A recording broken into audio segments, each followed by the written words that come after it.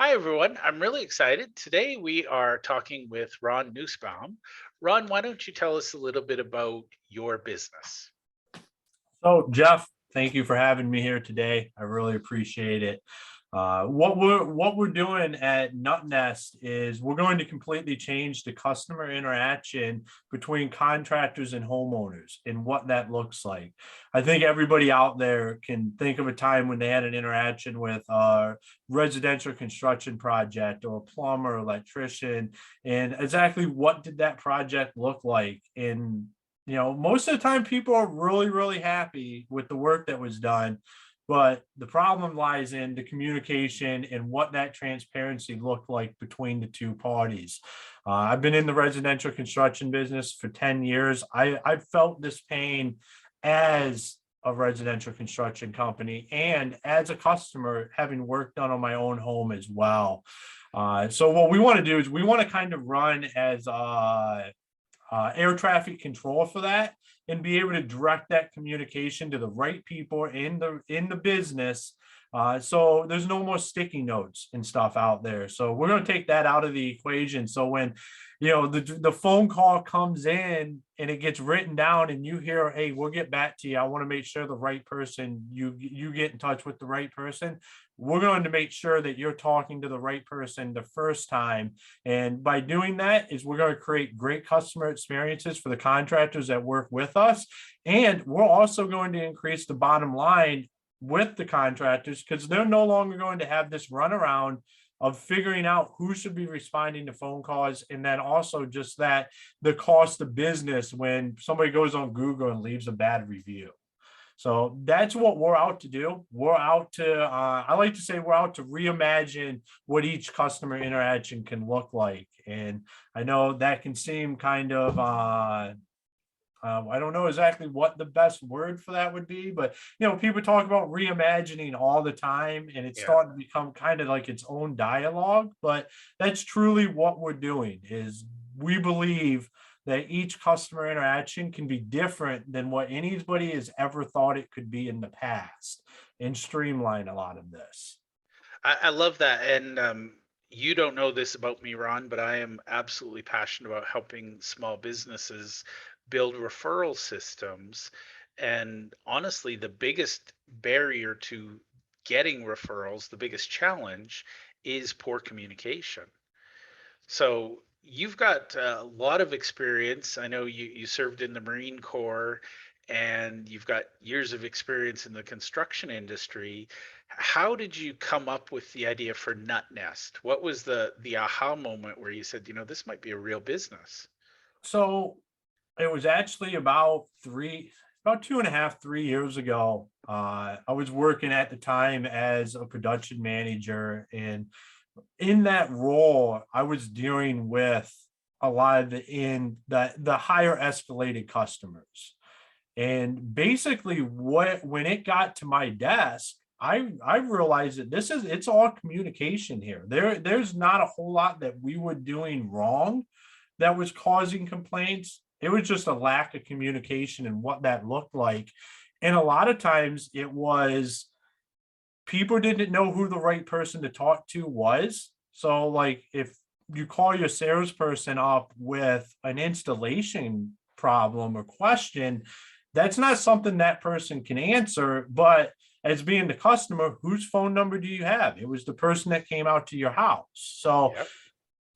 I had just in my mind thought there has to be a better way. Like there's not just for us as a company, but just in general for the entire world, because this is something that has plagued the construction industry for years. It's one of the reasons the construction industry has the reputation it has, is to be in shady or not fully transparent. It's because of this communication.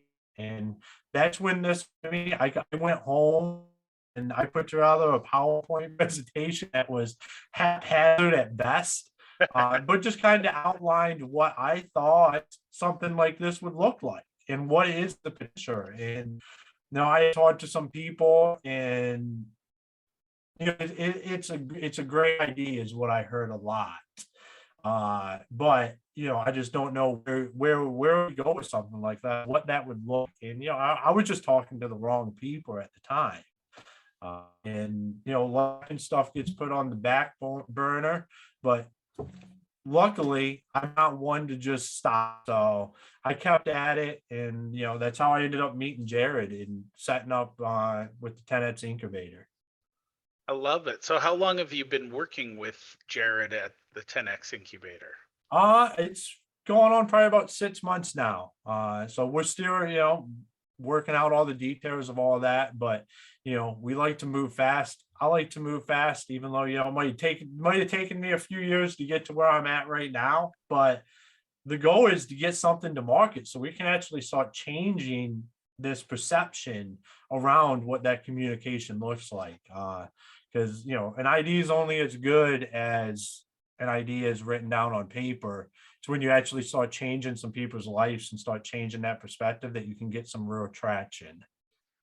I love it. And I think that's what I like most about Jared and the 10X incubator. It's all about that minimum viable product. How do you get that version one to the market? I've seen way too many tech startups where they go through so much seed capital because they're trying to get the perfect product out. Now the other thing, and here's where the question will be, I love the fact that Jared takes non-technical people who have real life skills and then turns that into a software program. So let's talk a little bit about your experience in the construction industry. Um, how much of that is going to be poured into the NutNest product?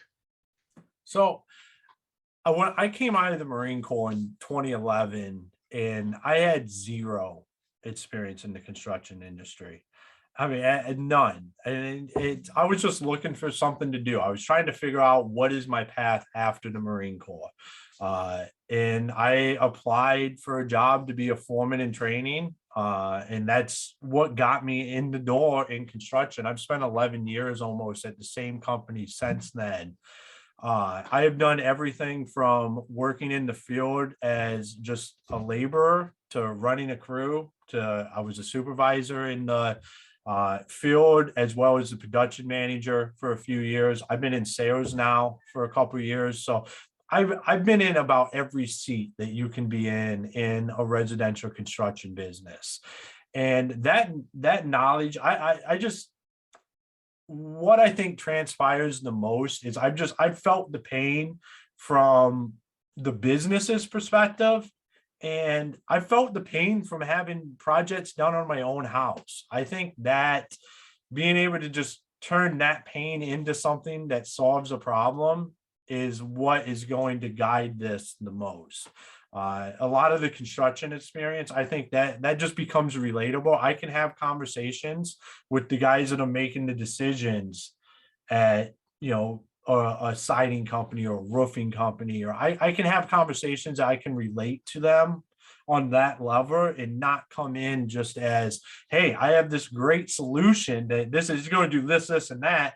I can actually talk about what it's going to help solve in the business and how we're going to be able to streamline things and take a load off of their shoulders so they don't have to worry about it anymore. I love it. Now, obviously, you're still in the designing stage, but what's the typical contractor service provider? How big are they? What does their business look like? Why would they want to? You know, when would they realize it's time to look at NutNest? So what and we're in early stages. So like when you talk about that MVP and getting that out there, in my mind, I think I know like what is the exact, but we won't know 100% till we get that MVP and figure all of that out. But we're looking at somewhere probably or doing over $2 million a year in value. That's going to have enough people on staff where it's not just an owner that's filtering all these phone calls or a general contractor that's doing all that, where you start to have a staff You have people that are running different departments. So we need somebody that has been able to scale a business so far. And then that's when we can come in and we can start running, like I said, like the air traffic control form when it comes to all these phone calls. Because you're going to have your office is going to be taking these. You're going to have field guys.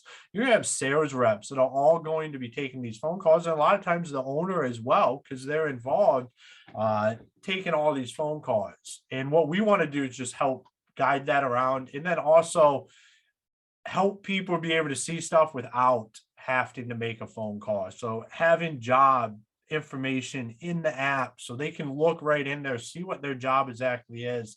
When are we showing up to do the work? Or, when's this happen? Who is the guy that's even coming to the house? Having all that information, stuff that people typically pick up the phone and call about, have all that information right in there. So I think we're going to be looking at places that are doing over 2 million a year, probably have 30, 40 people on staff. And then from there, it scales all the way up. I can see the use case for a company that has 200-300 employees that's doing 30, 40, 50 million a year as well, to be able to use the app. Great. Now let's talk about your vision for the app. So, let's pretend we can travel forward in time, and you've got that minimum viable product. What would be amazing for you? What would you like to see the company do in the first year? What's the transformation you see out there after you've got your minimum product, you're in business? What big difference do you see? What impact do you see in the world a year out for NutNest? I see it starting to become more of an acceptable thing. So I look at it as in the beginning, it's going to be more of a differentiator for the contractors. This is something when you go and move forward and you're having somebody work on your home, they can offer you to then help close the deal, I guess would be the best way. It's going to be something that a contractor can use to gain more sales because it's something that you offer that your competitors may not. And at the end of the day, people want that communication. It's going to make you feel a lot better if I'm offering you a download of this app that's going to have everything right in here, instead of leaving you with nothing. And that's unfortunately, that's the norm in the construction industry. What I see is there's going to be a shift in the mindset to where this is just something people use, and customers, the homeowners, not the contractors, are going to ask for it. They're going to say, hey, I just used A, B, and C roofing over here. They use the NutNest app. Do you have that? Because that's how my project, it just flowed very well. I was able to reach out to the right people at the right time. Is that something that you offer? That's how I see this growing. I think it starts to become something that once you get it in enough people's hands, it starts to become something they expect and that they want as a customer perspective, which is going to drive the business from the contractors wanting to be involved with what we're doing. I love it. And I presume with your background, you've got some connections in that space already. What kind of feedback? I think you'd mentioned it briefly, but I want to dive a little deeper. You talked about how you shared this with some people and they really liked it. What kind of feedback are you hearing from other contractors or service providers? What's the general mood of in terms of how they view NutNest? So everybody I've talked to it's an amazing thing, and what it can do for businesses is going to change a lot of contractors' lives, and what like an owner's perspective is, or just a general manager, or anybody that deals with customer complaints. They understand if you do research, the number one complaint in the construction industry is communication. The number one trend in construction is technology. So if you can take something that can bridge those two together and make a huge difference, it excites people, and people get excited about that. And to be honest with you, the people that get excited the most about it is the customers. It's the homeowners. Like, believe it or not, I have had, like, there's so many homeowners that tell me that is what I want and that is what is needed. Like, that would just, like, I love the contractors I work with and I love my plumber, but I'll tell you what, their communication is lackluster at best. And I don't know who to reach out to. If I just had something to be able to do that, uh, that would make it, I would love them even more. And that right there is what's going to continue to excite the construction industry, is when you start getting people's customers fired up about what you're doing, it can change the perspective on exactly what's happening really quickly in an entire industry. Well, and I want to hammer that home for just a second. I think a lot of people think about how does this affect me? How would this make my life easier? But the reality is, if you've got customers, and I want to second that. I mean, I've worked with a lot of trades in the past, and it's at some point, are we on track? Are we on? I had one project. The craftsmanship was amazing, but he came in. It took him triple the length that he promised, and his budget, which no communication, he doubled the budget, and at the end, we got a very awkward conversation about the project. Had he managed that expectation a little earlier, would have made a world of difference. But I love the fact that you're focusing on the customer end. To me, I feel like the number one way to get more referrals from your customers is to wow them with your communication. Yeah, I would 100% agree with that. And at the end of the day, the contractors is who is going to be it's going to be the purchaser of this and providing this service for their customers. So, and that's our customer. But I feel like we have more than one customer here, because if we make the homeowners super happy and get them fully bought in, I think that's how you scale this. I mean, 10, 50, 100, 1,000x a lot faster than if you just focus on what does this look like for the contractor. Even though the customers aren't paying anything for it, that right there is going to be the word of mouth that's going to spread this, and they're going to be the reason why their contractors are going to start to call us, because they heard, we have customers that are asking for this service. How do we start to be involved with that? And that's what I want to open up and create. Love it. And I think that's, one of the biggest, and if I can give you my little 2 cents, a lot of people think that what they actually sell, especially software as a service, they think, I sell the software. Well, the reality is what you're selling is the tool that facilitates that relationship. Um, so I think what you're going to see, and I'm going to project this forward in the future. The customers of your contractors, they're going to be using this as a measuring stick. They're going to say, if you don't have this NutNest, why should we do business with you? you know and I would honestly say that's the experience I've had is you get somebody's cell, or you got somebody's business card, and the person who comes to your house is usually the one you think, well, you know I don't want to call my plumber and ask him about the bill because that takes him away from the plumbing. But if I don't know who else to talk to, guess what? Human beings are lazy. We're going to take the easy path. I love the fact that you've created the easy path, as you said, the air traffic controller, right to who needs the communication. So, when do you think we're going to see a minimum viable product of NutNest? What's your horizon, and then we're going to shift gears and talk about the capital side of things.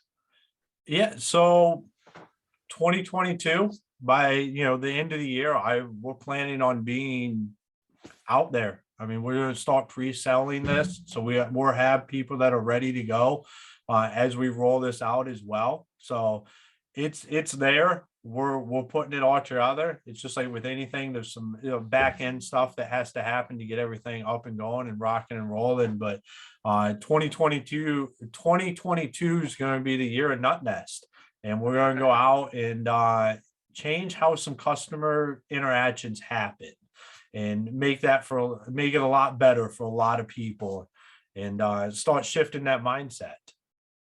I love it. And for the would be, so we're going to talk about the would be founders, those that are coming behind you. What's one lesson you've learned in this experience that you'd like to share with my audience today? Uh, I would say fast is fast, but fast doesn't mean fast. So I think you can really get hung up in going fast, fast, fast, fast, fast, and not stopping, and having a different perspective on what fast actually is, because it's still kind of slow. You might, stuff moves fast, but it's still moving slow. So go into it with that realization that you're going to need to have some patience as well. All right.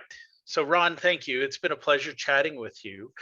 One of the things I like to ask is what lesson in life have you learned, or what advice would you give to those founders who are following behind you and they're looking to raise capital?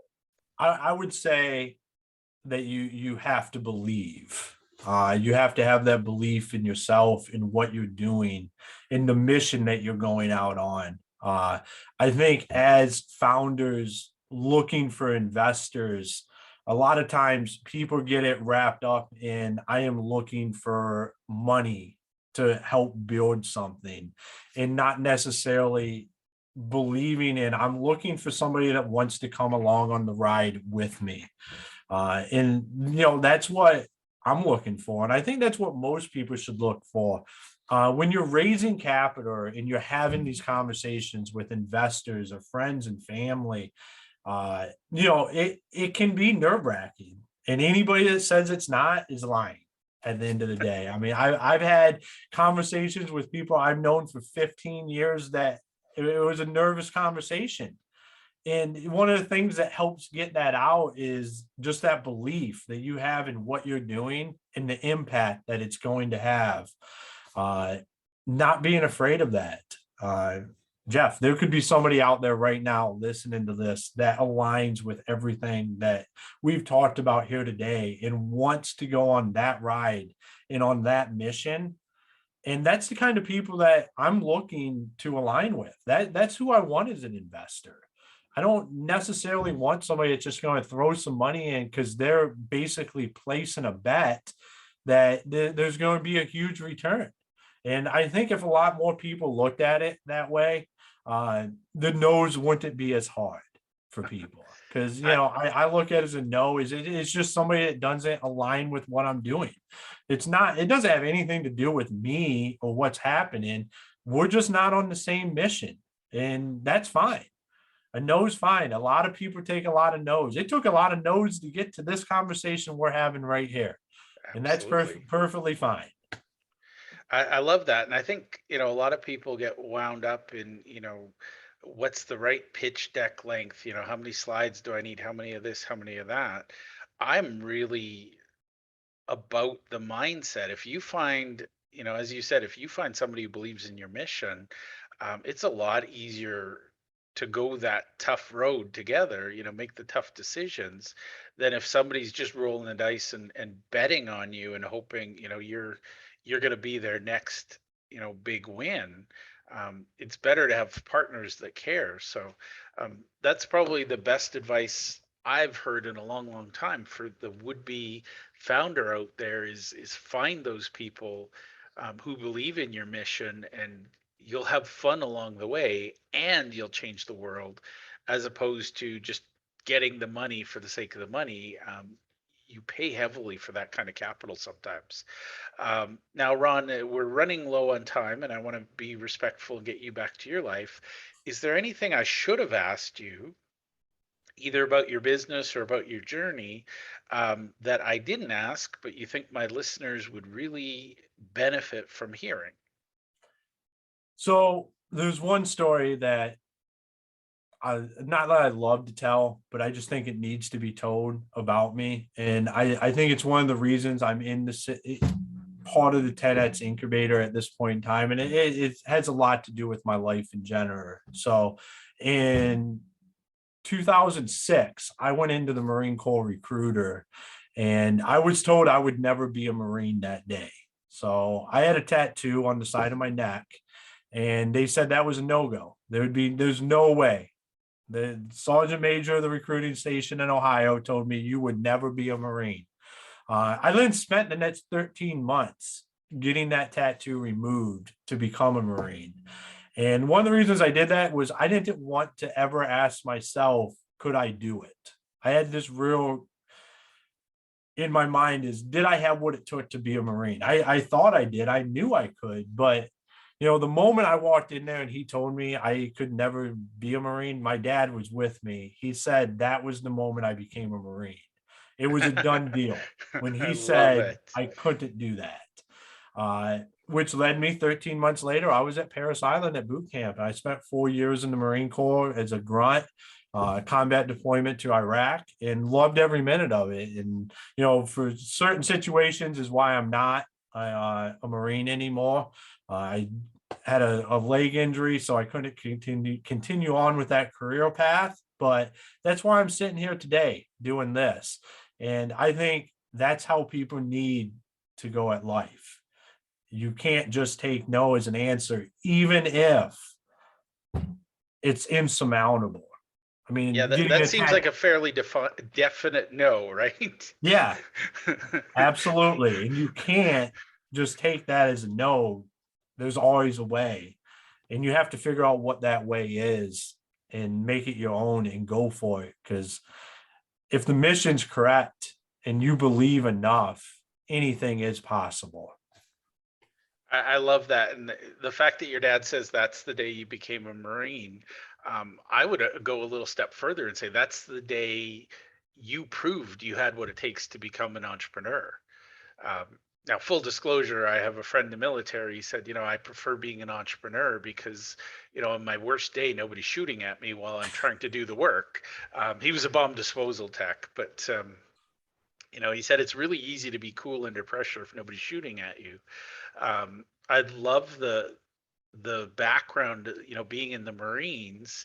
A lot of people don't necessarily equate it to being an entrepreneur, but there's a mental toughness, there's that resilience, and quite frankly, the grace under pressure, and you know, thinking about the mission, not necessarily, I think the phrase is mission first, soldier second, or something like that. But I think that day in the recruiter's office was the day you became a future founder, and quite frankly, 10x incubator material. I would agree with that. There's a certain amount of clarity that you start to get, uh, especially when you talk about bullets flying and all of that kind of stuff. You know, this right here and what's happening doesn't matter as much as other things that are happening, which will allow you to have the clarity to make the right decisions and not just get held up on stuff and be able to take action. Because I mean, this is all about action in making stuff happen. And that's where we're headed. That's what we're trying to do is just take enough action that gets us to the next point. So then we can change people's lives. I love it. Well, Ron, I sincerely want to thank you for your time today. Where can people go to learn more about you and about your soon to be released company? So you can find me, Ron Nussbaum, on LinkedIn, Facebook, Instagram, Ron Wesley, WESLEY.com is my personal website. You can find out about me on there. Reach out to me as well on any platforms on social media. Awesome. Well, thank you very much for your time, Ron, and also thank you for your service. I look forward to hearing more about your company as you launch. Sounds great. Thank you for having me. Awesome. Thank you.